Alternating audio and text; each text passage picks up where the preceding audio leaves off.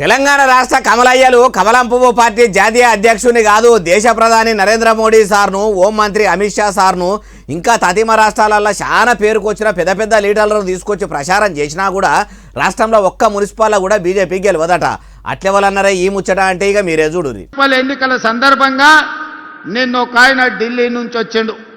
లావు మనగాడు లడాయికి పోతేనంట వెనకాల ముగ్గురు నూకుడు మనగాళ్ళు వచ్చిరట.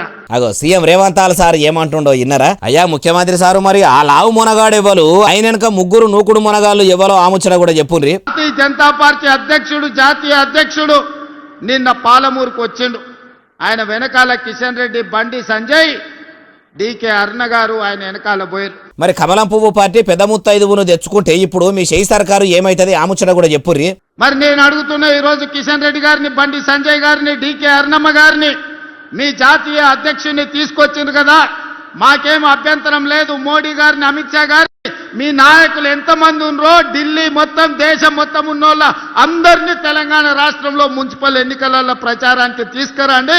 ఒక్క మున్సిపాలిటీ అయినా మీరు గెలుస్తారేమో మా కాంగ్రెస్ పార్టీ కార్యకర్తలు చూసుకుంటారు.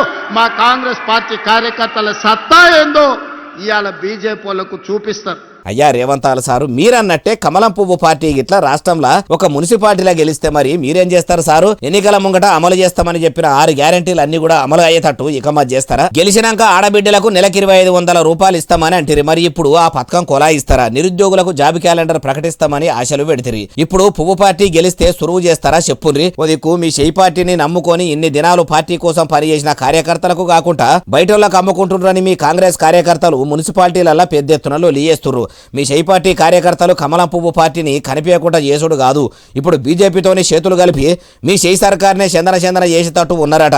దానికి మీరేమంటారు సార్ అంటుర్రు ఈ ముచ్చటి నోళ్ళు.